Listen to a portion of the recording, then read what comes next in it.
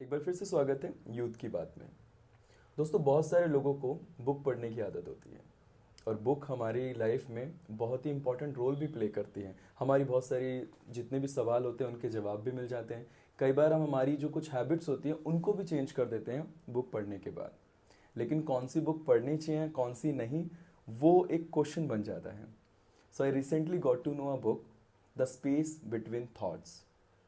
तो इस बुक के जो ऑथर हैं बीके हितेश, आज मैं उनसे आपको मिलवाने वाला हूँ।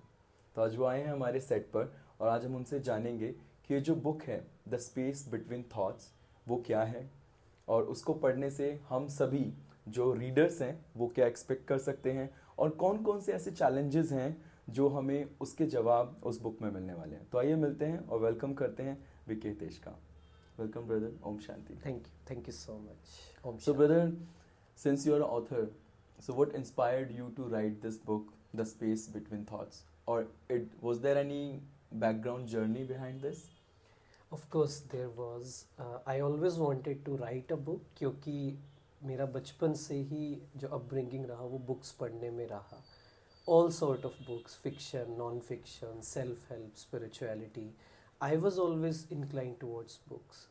I remember my college days जब मेरे बाकी फ्रेंड्स बहुत मस्ती कर रहे होते थे, पर मैं एक बुक अपने साथ हमेशा रखता था जो मुझे बहुत हेल्प करती थी. I remember my office days, जब ऑफिस के बाद मेरे सब कलीग्स पार्टी में जा रहे होते थे, मैं बुक रखता था अपने साथ और उसे पढ़ता था. एंड एज यू सेड कि जैसी बुक्स होती हैं we are as good as what we read, right. ये एक थॉट प्रोसेस था कि मुझे भी लिखनी है, मुझे भी अपने थॉट्स को वर्ड्स देने हैं. एंड वो जर्नी शुरू हुई जब हीलिंग की, तो I got to understand the difference between observer and thinker. मतलब एक डिफरेंस जब समझ आया कि हमारे ही अंदर एक ऑब्जर्वर भी है, थिंकर भी है. और मेडिटेशन से जो मैंने ब्रह्मा कुमारी से सीखा, तो वहाँ से समझा कि सोल का एक अलग ट्रेट होता है और जो माइंड होता है उसका अलग होता है. जब वो रिसर्च शुरू हुई, एक्सपेरिमेंट शुरू हुए, तो मुझे बहुत क्लियरली दिखाई देने लगी चीज़ें कि अच्छा, this is what the soul is and this is what the ego is. उस पर जब एक्सपेरिमेंट शुरू हुआ, मैं भी करने लगा, तो लाइफ बहुत सॉर्टेड हो गई, बहुत सिंपल हो गई, क्लैरिटी मिलने लग गई कि क्या करना चाहिए क्या नहीं. तो मेरा जो एक्सपीरियंस है वो मैं एक स्टोरी से, सोनू मोनू की स्टोरी से सुनाता हूँ. वट इज़ दैट, वो इस बुक में जानने को मिलेगा. But that is what the space between thoughts is. ध्यान से देखें तो जब एक कोई थॉट क्रिएट होता है, उसके बाद एक और जो थॉट क्रिएट होने वाला होता है, उसके बीच में एक स्पेस होता है, वो एक सेक्रेट स्पेस होता है. वहाँ हमारे पास एक चॉइस होती है, अपॉर्चुनिटी होती है to feel, to think what I want to think. That is what observer is.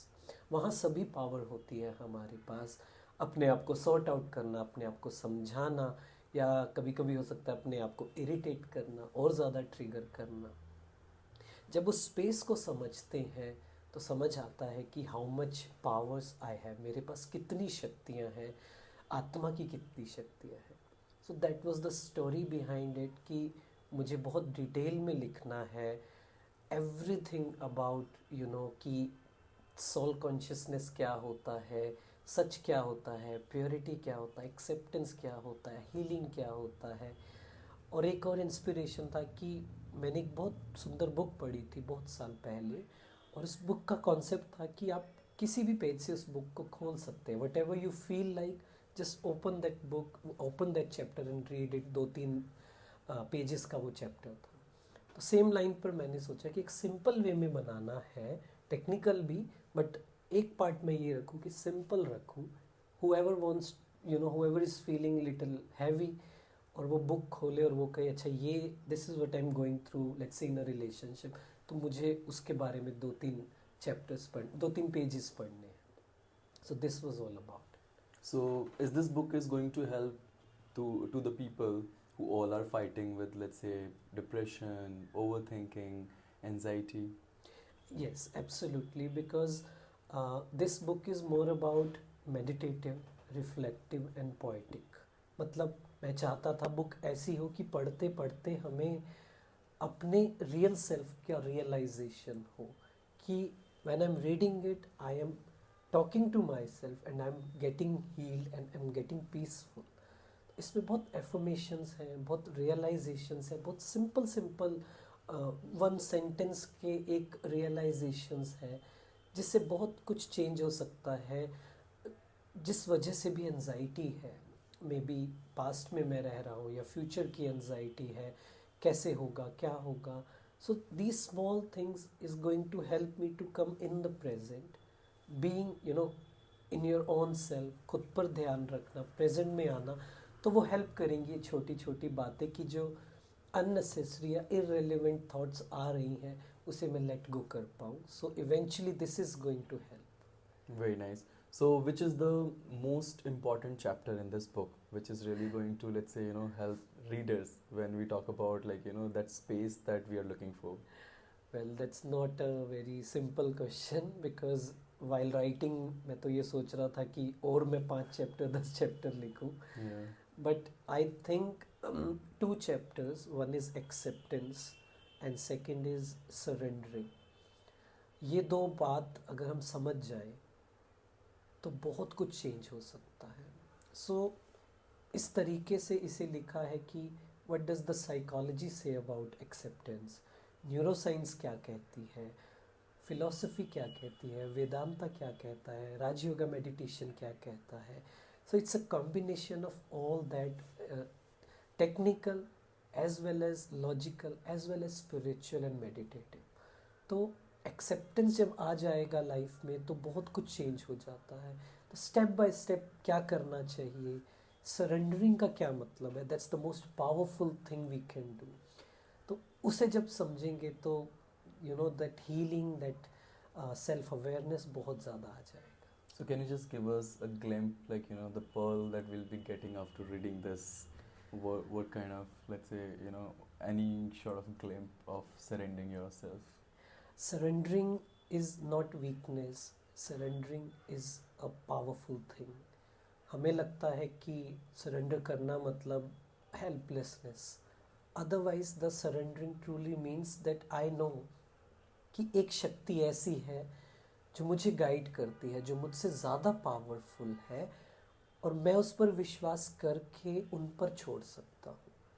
मैं ये कहता हूँ कि मेरे जो कंट्रोल में नहीं है मुझे उस पर सोचना भी नहीं है, I let go and I know that God will give me which is absolutely best for me, appropriate for me.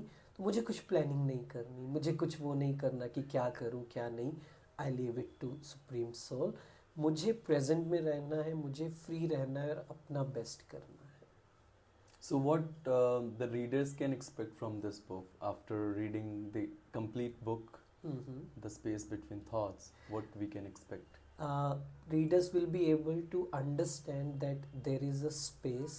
जब हम दो थॉट्स क्रिएट करते हैं तो बीच में एक टाइम होता है जहाँ हम चूज़ कर सकते हैं how I want to respond.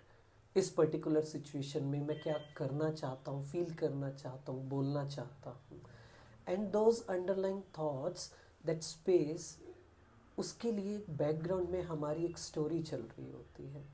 People will be able to understand the purpose of our life, कि अंडरलाइंग थॉट्स पर्पस से कनेक्टेड होती है। पर्पस इज नॉट अबाउट कि कुछ प्लेटफॉर्म हो।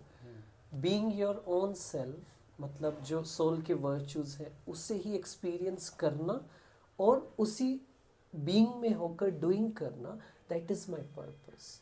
तो ये क्लैरिटी मिलेगी छोटी छोटी बातों की कि purpose, truth, healing, relationships, triggers, understanding. तो बहुत ज़्यादा जो कन्फ्यूजन है वो बहुत सिंपल वर्ड्स में क्लियर हो जाएगी। Very well, thank you. And so, where the reader can buy this? The publisher website, the author clicks, and Amazon, Flipkart, world wide जो मेजर प्लेटफॉर्म्स हैं वहाँ हर जगह ये बुक अवेलेबल है। But if you can get it on the author clicks there is a discount, so you can purchase it from there. Thank you, brother. Thank you so much for letting us know about this wonderful book. And I believe जितने भी reader हैं जब इसे read करेंगे तो जो भी वो ढूंढ रहे हैं जो भी हमने अभी बातें करी उसका उनको आंसर ज़रूर मिलेगा।